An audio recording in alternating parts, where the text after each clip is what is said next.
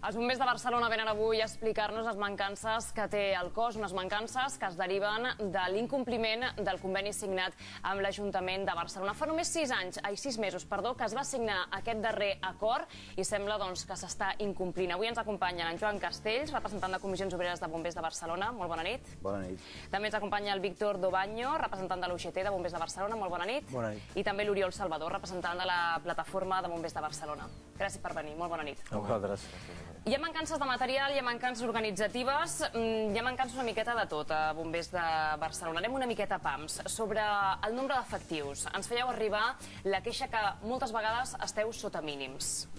Sí. Per què no s'està complint l'acord amb l'Ajuntament?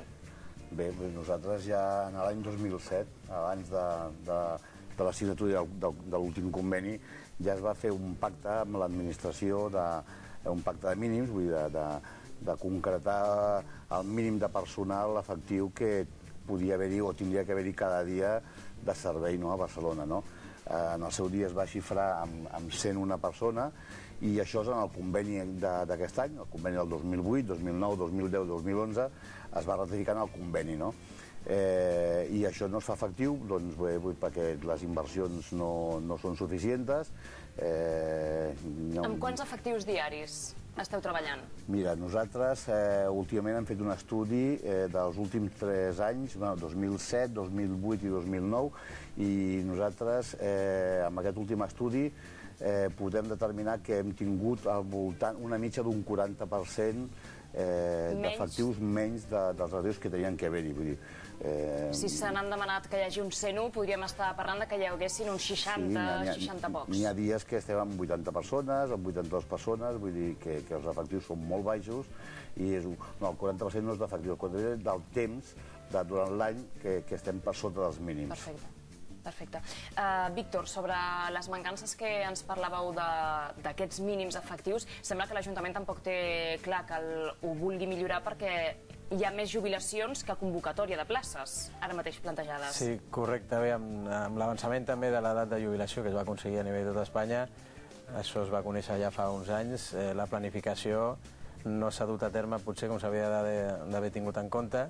Hem de tenir en compte que a part d'aquesta signatura dels 101 mínims efectius que haurien d'haver-hi dia a dia a Barcelona, el pla director que ha estat aprovat pel mateix Ajuntament ha tingut en compte que el mínim de bombers totals que han d'haver-hi operatius a Barcelona són de 735 i amb les previsions de jubilació que tenim el 2010 perdrem a prop de 68 efectius més i només s'han aprovat 30 places per mirar de reajustar la plantilla. Això vol dir que si ara mateix ja no estem amb els 735, sinó que anirem als 600, sobre 700, doncs baixarem encara uns 30 i pico menys, o sigui, pràcticament serà impossible cobrir aquest ja, si el 40% que tenia fins ara, doncs aneu fent números del que podrem arribar. I què us diu l'Ajuntament al respecte?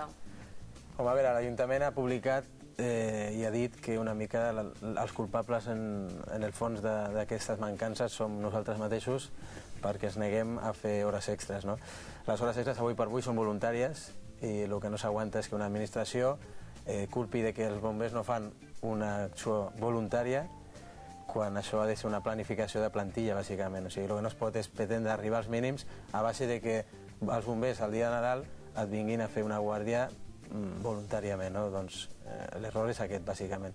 Voler una mica culpabilitzar a la nostra negativa dels darrers 2 anys que ha estat, o el darrer temps, que hem fet com a estratègia una mica de lluita, el no fer més hores extres voluntàries, una mica perquè obrin els ulls i reaccionin, doncs, evidentment, és una de les estratègies. Oriol, a més de la manca de personal, també hi ha manca de material. Quines són les mancances que us trobeu?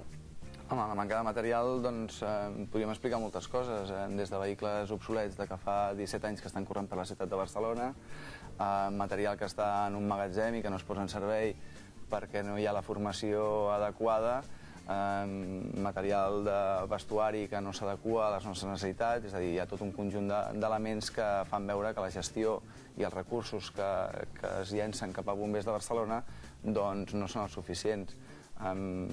Per posar un exemple, que dir de material, però és material humà més aviat, és el tema de les ambulàncies. Avui en dia, des del sector ens ha dit que farà desaparèixer les 4 ambulàncies de bombers de Barcelona, que són ambulàncies que treballen integralment dintre del servei de bombers de Barcelona, és a dir, a dintre dels procediments dels bombers de Barcelona, és a dir, que són ambulàncies que tenen infermers a dintre, que van amb bombers i infermers, que són els encarregats d'entrar a zona calenta, d'entrar en un vehicle que ha tingut un accident, poder accedir dintre del vehicle, de poder posar-se un equip d'aire per entrar un foc, de poder baixar per una paret fent un ràpel, perquè són gent que estan treballant cada dia amb nosaltres, és a dir, que a part de ser infermers tenen la seva part de bombers, doncs la gestió del sector ha decidit que no són necessàries per la ciutat de Barcelona i que són un servei a extingir.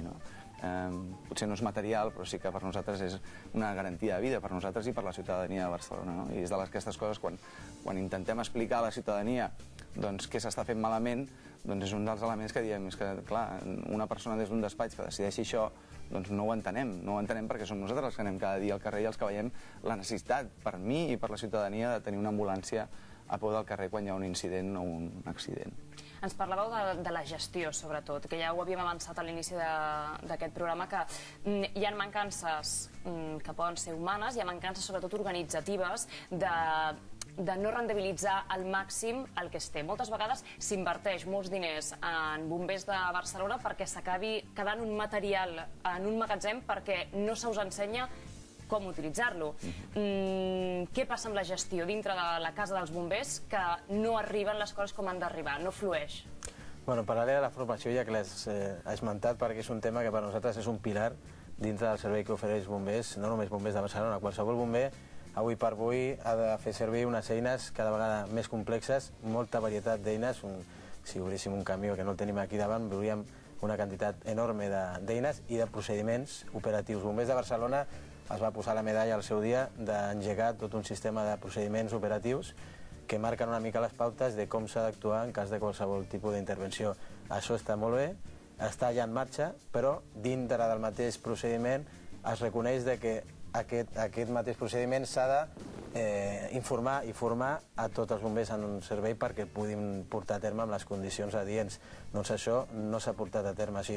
Es podria dir que cap dels més de 12 procediments operatius que estan en principi aprovats a bombers de Barcelona s'ha fet la formació adient a la totalitat de la plantilla. Sí que ja a les promocions més joves s'ha invertit en aquesta formació, però creiem que, òbviament, això no és la manera de fer-ho, no? S'ha de fer extensiu a tothom. A part d'aquests procediments, la formació contínua o la formació que s'hauria de donar no només dels procediments sinó del coneixement de les eines i de més, portem 2 anys que no s'està donant a terme. Creiem que això és molt greu perquè pot haver-hi situacions en les quals els bombers ens trobem que no podem dominar una situació per aquesta manca de coneixements. Per tant, és una de les nostres reivindicacions més importants, que s'arregli el tema de la formació, que a part de ser una inversió, perquè evidentment calen mitjans per poder subrogar el que és els programes formatius, cal una organització que programi i que adeqüi les necessitats formatives a tota la plantilla.